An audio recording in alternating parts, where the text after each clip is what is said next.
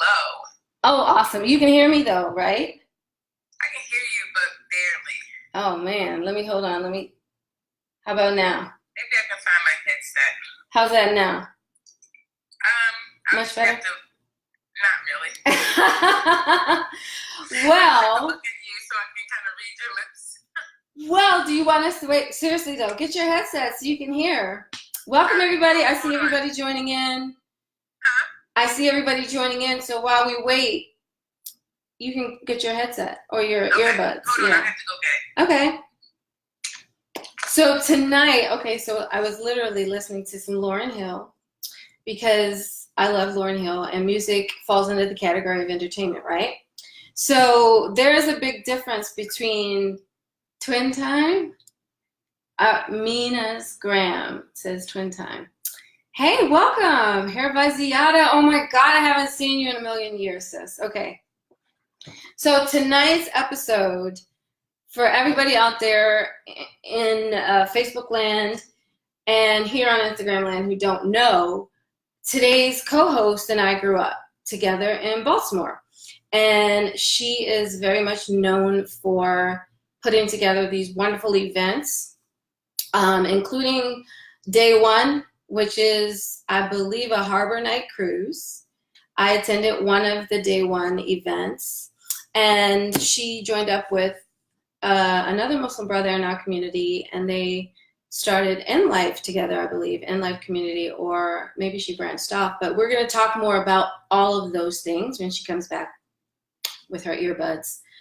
If you can't hear me, please leave me some comments because I don't know if you can hear me or not. But welcome. Tonight's topic is entertainment, and as Black Muslim women, we are the authority in our household.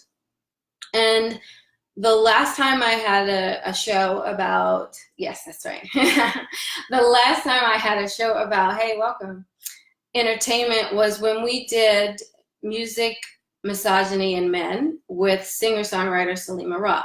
Salima Ra is in New York. She is a Black Muslim woman who's a singer-songwriter, and we talked about how we can counter that in our community. And so tonight, I have another expert, another Black Muslim woman expert. Like I said before, I could have so many episodes and never run out of Black Muslim women experts to talk about any topic. So get your questions ready, because tonight you're going to be honored by Naimah.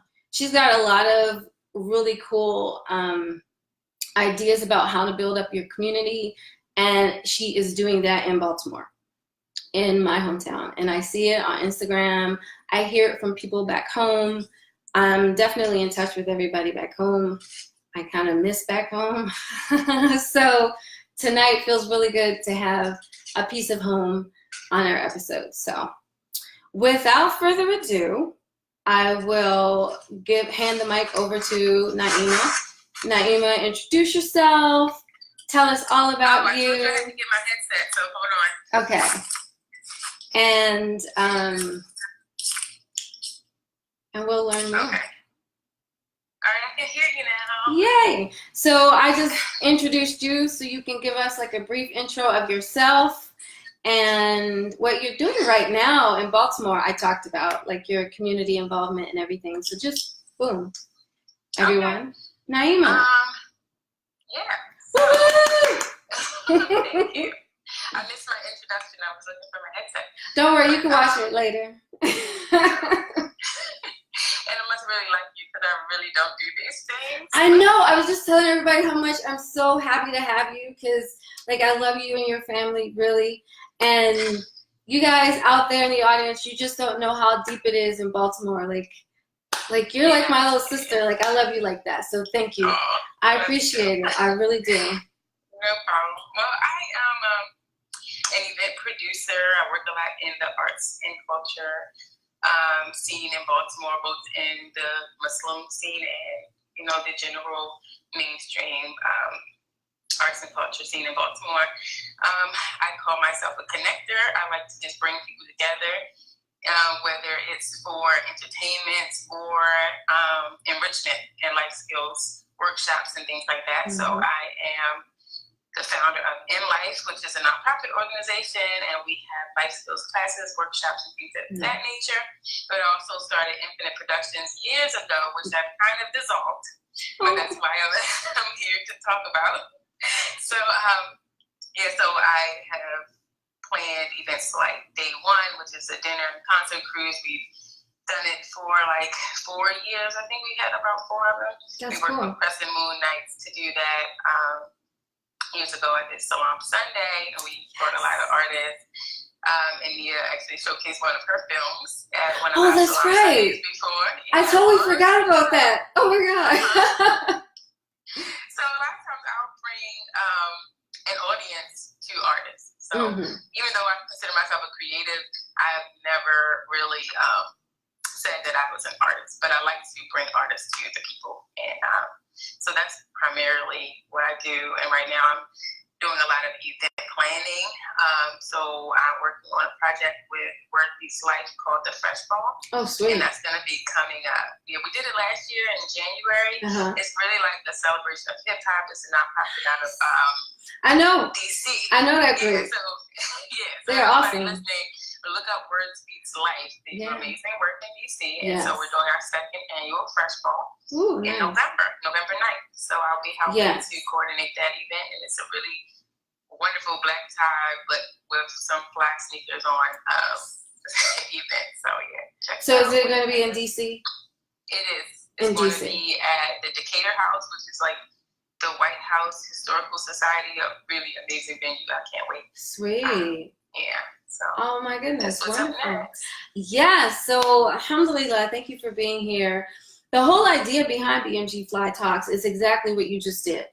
Let everybody know that you're an expert in your field and you got the receipts to prove it. So and then what we're going to do is just talk about that. And being a woman in the entertainment industry, I'm always open to listen and hear what audiences are talking about, what other creatives are talking about. And to me, that sense of conversation is what connects us when it comes to like events and entertainment and fun. And that lets us creatives know what our audience wants. And it also, like you said, when you bring the artist to the audience, then the artists get to know what y'all want. So it's like, you're our, like you said, connector. And I appreciate you for doing that. Seriously. But along with that, the content is what I want to talk about, because when you say entertainment, the first thing people think of is movies, television, concerts, but your events were still entertainment. Like Day One was still entertainment. Like I said earlier, I attended one and I remember there was a comedian there. We had lots of really cool conversations with so many different people. And to me, that also qualifies as entertainment. But then you take it to another level where you even bring community events where people come together. Not only are they entertaining themselves, but they're learning something and they're engaged in creating art. So that to me is like the epitome of entertainment. So you don't need to be passively sitting in a chair watching a screen. It's a pet peeve of mine. Like a lot of times you go to Muslim events and the entertainment is a lecture.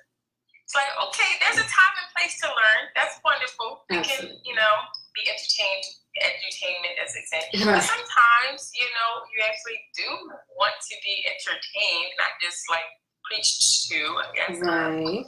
So that's where I come in. And I used to feel a little guilty because people would always have their criticisms and, and their opinions about what I do. And just entertainment is really a touchy subject in the Muslim community anyway. So, I had to live with that. And then I realized, everyone plays a role.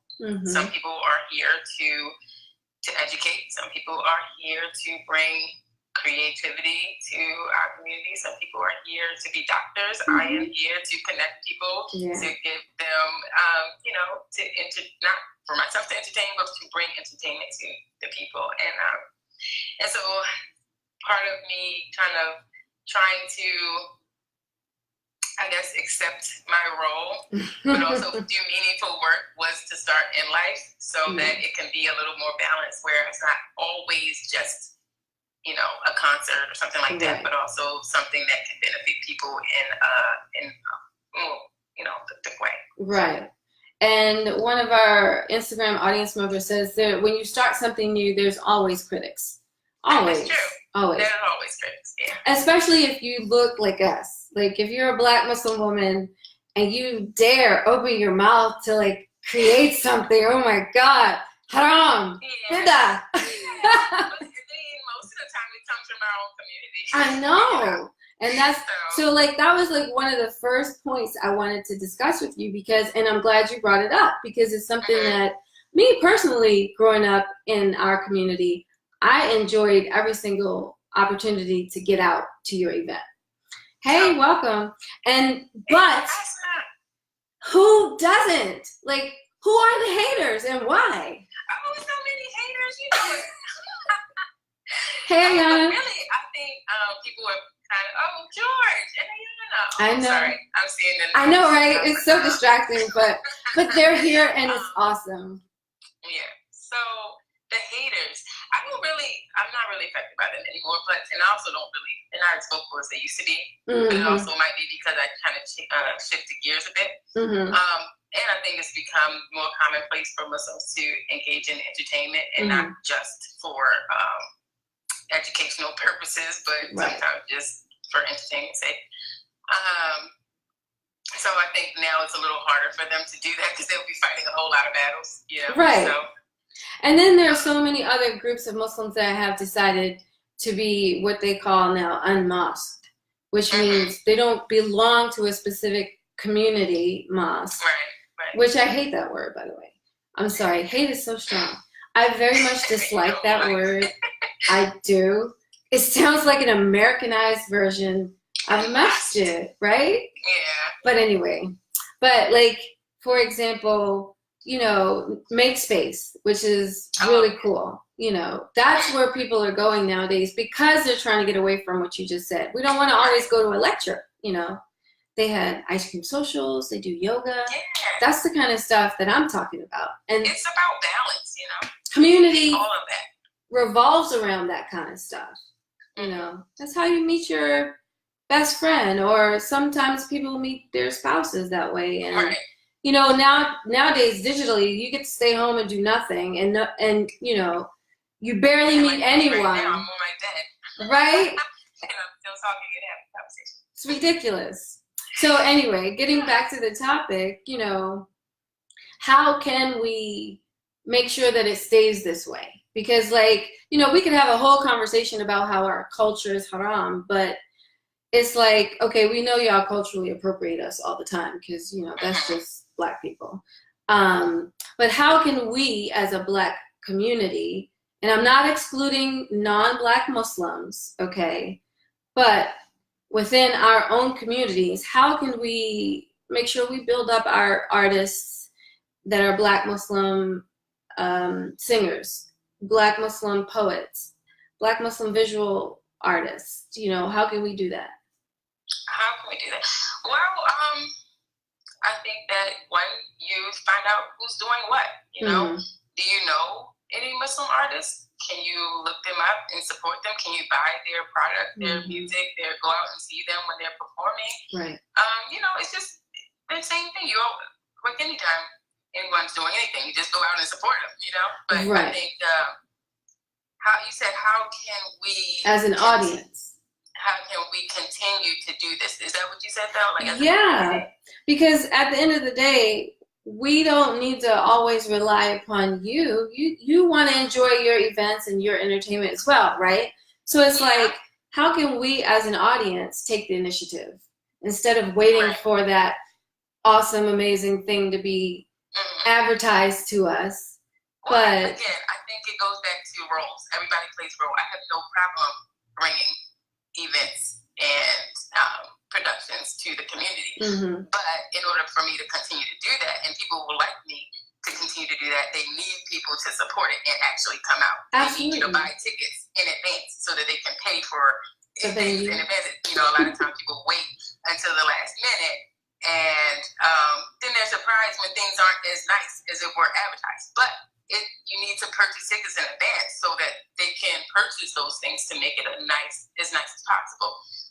And then if you are a small business owner or a business owner in general, you can become sponsors to these events. So, well, you might not be putting on the event and planning it, but you can support it financially. That's right. So, Asma says, support and duplicate good works. Right. Yeah.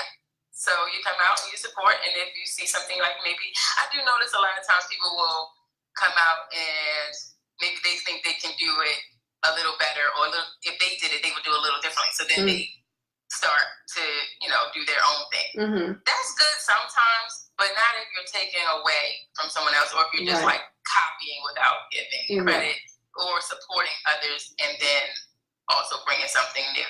Right. So, that warrants feelings about that. But I feel like that warrants the conversation too. Don't hold back. This is your opportunity. Seriously. Well, I said what I said. It's great to bring new things. But what it kind of bothers me sometimes when people will see an idea, and we feed off of each other. That's wonderful. And if you don't have something in your city or your community, and you see something somewhere else, and you want to bring it back to yours, then that's great. Right. Do that. Yes. But don't be next door to somebody and do the same thing, and then because I didn't like the way they did it, so I'm going to do it just like this. Right. Why don't you just help that person to do it a little better, or give them some sort of constructive criticism so that maybe they can do it a little better? But people put a lot of work into it, into what they do, and so it's kind of like a slap in the face when people just copy it, and then So you want to give credit and then also support with your efforts and your dollars. Absolutely. I like to quote Nikki Black. I know she probably sick of me giving her a shout out, but she dropped some jewels. And I went to an event Ebony Janice hosted. She's got called Black Girl Mixtape, which I love. And Nikki said, pay Black women. And ever since that day, that's been my mantra. Pay Black women. So if you go to bmgfly.com and you read all the interviews with all these talented, professional, expert Black women, pay them. You know what I mean? And I'm sure that there were many times where you put together things that you didn't get paid. Yeah, but it wouldn't be for other people. Honestly, a lot of times what I do, I'm the last person to get paid. Right. So I'm like, I'm charging you for a ticket, but I'm paying these artists to come and perform for you, and they're getting paid before I get paid. Exactly. Or like I'm paying a caterer, I'm paying for the venue. Everyone makes more money than I do, but I do it because I love to do it. Right. Right. That's exactly the way the director of indie films, and I'm speaking from experience, that's how they get paid too. We don't. And you know what? I'm not saying that to be negative. I just want the audience to know that, like you said, our heart, blood, sweat, and tears go into it, and we don't expect to get paid, but it would be nice. It would be nice. It would be lovely. Yes, because you said it. Stop what? Stop what? No, but she's right though. Pay Black women. We work. Yeah. No, I do now. I get paid a lot more than I used to because I make sure that there's something in it for me. Yes. But even still, it's kind of hard to even put a price tag on your work and your value sometimes. Yeah. Exactly. So I find myself saying like, well, how much are you gonna charge for this? I'm like, no. So I have to do better about that. But you know what? That's like a woman thing. I really believe that because we're so giving sometimes, we are willing to split the middle. But I'm recalling a video that I just saw that refreshed my memory where Issa Rae says in an interview that all these wonderful women, Oprah and Debbie Allen, who I love, and Ava DuVernay told her, don't be afraid to be a bitch.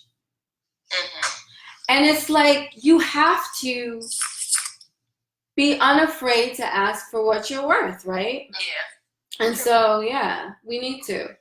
And part of the reason why I created Black Muslim Girl Fly was because I wanted us to start doing that. You know what I mean? Recognize your worth. And each and everybody out there in the audience who hasn't read any of those interviews on BMG Fly,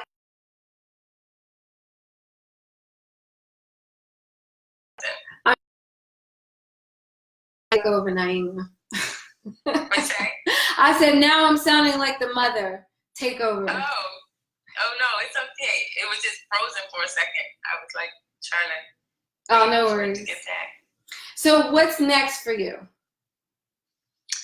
What's next for me? Right now, I am planning 2 events for clients. Again, I'm working with WBL for the Fresh Ball happening November 9th. I'm working with Henna Soup for a women's brunch coming up September 30th. Yeah, it's going to be nice. Really great networking opportunity for women to come together over a vegan brunch. In Baltimore? Wonderful ambiance. It's going to be in Columbia. Okay. We actually had a ladies' night at the mansion around last Eid al-Fitr, and we're going to use that same venue for the brunch. So, okay. You liked it. There'll be plenty of time for people to eat, mingle, and get their henna done. Okay. So before we go, we have 8 minutes. So before we go, I want to talk about that. So what you said was, is it co-ed? No, this is just for women. Oh, just for women. Okay. But you do go to co-ed events in the Muslim community, right? Absolutely. Thank you. So that's something I needed to say because a lot of people think that we're not like allowed to socialize with members of the opposite sex. How else are we going to meet our future husbands? Like, how else are they going to meet their future wives? Yeah, Muslims don't judge me when I say this, but we are weird. Okay, because sometimes we will sit and we will talk to non-Muslim men, and the Muslim men will talk to non-Muslim women in social settings. We will sit next to them on the bus, we'll sit at work, but then when we're around other Muslims, we're like, oh my God, I can't talk to them. Right. And Malika said it. Or we can listen to music in our cars. We'll listen to music with the same gender, but we cannot listen to music when we're in co-ed settings. It's weird. So, I mean, we have all these little unspoken rules, that becomes a challenge when you're planning events for Muslims. And, so those are some of the things I've run into, and I just had to learn not to care about. But, you said it. You said it. I mean, if you know exactly what it is that like you said earlier, you don't even hear the haters anymore. Yeah. Yeah. Okay, so you've got the ball. Yes, the Fresh Ball. November 9th, right? Yes. And then the ladies' brunch. Yes, and that's September 30th. Awesome. And so, or as soon as you say, hey, folks, thinks you're trying to marry someone. You're right, Malika. Like, Muslims don't know what flirting is at all. Thank you for that. I'm not being anybody's cook butt either. So if you're looking at this, don't put me in your cook butt. I'm tired of being people's cook butt. All right. Don't even get me started. Oh my God. I'm like the black sheep of everything. But so the ball is co-ed. Yes, and that's not. I just want to say that is an organization in DC. It's not a Muslim event. It's just a fundraiser for the organization Words Beats Life. See, okay, so Words Beats and Life are involved with that one. And it's very important to say that because as soon as you open your mouth and you wear a t-shirt that says Muslim Women Rock, people think, oh, everything you say is going to be about Muslim women. Okay, yeah, for me, yes. Most of what I say is about for Black Muslim women. But I'm glad you said that because not every event that Muslims attend has to be Muslim-y. Or that you organize is going to be just for Muslims. And that's another challenge. Like, I'll plan for everyone. And I still try to make it Muslim friendly. So, if it's my own event and I'm not like planning for a client, like I'm never going to have alcohol at my own event. Exactly. Like if I can help it, unless it's a restaurant and they're going to serve what they serve, Right. But you can't. Yeah. So I just want people to understand that we are Muslim, but we also live in a non-Muslim society, and we still have to do our jobs. So if I'm, working with a client and they are not a Muslim, it's not going to be a Muslim event. Exactly. Sorry. And there's nothing wrong with that. Get past that, just because we have different beliefs and different faiths doesn't mean that we can't get along with each other. And it's exactly the opposite when it comes to understanding Islam. There is an ayah in the Quran that literally tells us that we're supposed to get to know other people of different backgrounds, and because we're meant to get along and learn from each other. And to me, that means storytelling. That means sharing our individual experiences with each other. And so that's why I got into filmmaking. A lot of people think it's about the money. Trust me, it is not about the money. I'm an independent, and I'm an independent on purpose. But to close out, how can we show a little bit more solidarity in the Muslim Ummah to arts and entertainment that are not Muslimi? I hate saying that, but outside of Islam, meaning outside of lectures and whatnot, how can we support those artists out there? Because there are a lot of us out here. Yeah, I mean, that's an interesting question, because I don't want anyone to feel like they have to support anything that they do not internally support. That's true. So if you're not into music, don't feel like you have to support this Muslim artist making music. You don't listen to music. That's fine. What you can do, though, is not try to bash them and, and try to, say all sorts of horrible things in public. You want to pull them up to the side and say, hey, I don't think what you're doing is fine.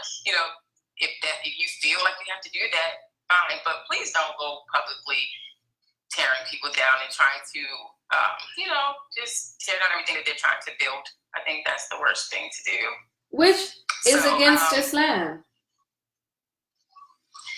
Hey, to say what's against Islam.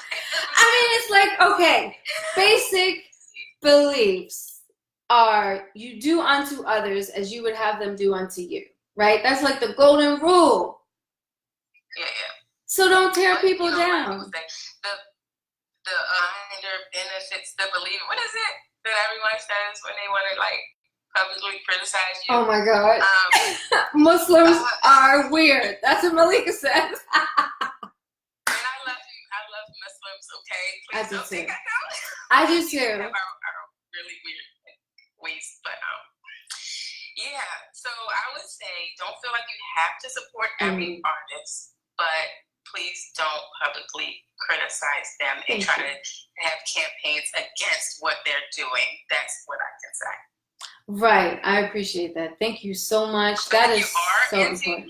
I will say, but if you are into music and if you are into the things that Muslim artists are doing, try to check them out and support them. If you can buy Beyonce tickets, you can buy some Naimah Sharif tickets. Exactly. And also, the reminders. I just want to plug them too because they're awesome. Yes. So, we have some really quality, artists out here that can use your support. Absolutely. And two of them you just named are Black Muslim women. Yes, they are. So we are out here. We are talented. They'll be performing at the WBL. Oh, awesome! Both of them. Yes. Oh, see, now you got to definitely get your tickets for the November 9th event, because if you don't see Maimouna Youssef and the reminders together, now I feel so... I don't know if I was supposed to say that out loud, but guess what? I'm so sad. Oh my God, now I have to figure out... It's 7 o'clock. I definitely have to figure out how to get back home to Baltimore for that. Inshallah. Okay. Inshallah. All right, thank you so much for your time, Naimah. Oh my God, I had so much fun talking. Every single time. I'm usually nervous, but it's you, so I wasn't. Alhamdulillah. Alhamdulillah. Thank you so much. I really do miss y'all. I do. I know, we miss you too. I love you. Love you too. All right, everybody. Assalamu alaikum. And I will see you guys next Monday. Have a good night. All right. Wa alaikum salam. Bye. So that wraps tonight's episode on entertainment. We could have talked all night. I I get so excited about the topic. I really wanted to talk more about how Muslim communities are often divided when it comes to cultural entertainment and how we can put a bridge over that. I also wanted to talk about Muslims in mainstream entertainment. I wanted to talk about a lot of things, but you know what? It's a 30-minute show, and it's only supposed to wet your whistle. So next week, we're going to have another professional Black Muslim woman who is very smart, very talented, and an expert in her field. And we are going to be talking about, I guess you'll have to follow us and find out. So follow us on Instagram at BMGFlyTalks. And if you missed any of the lives, you can go ahead and join us in our Facebook group at BMG Fly Talks on Facebook. And then right here on the page, you can always watch it here, but they all disappear after 24 hours. So if you're not a member, join our Facebook group, and it is called BMG Fly Talks. BMG Fly, as in Black Muslim Girl Fly. And assalamu alaikum. I will see you next Monday. And good night. Bye.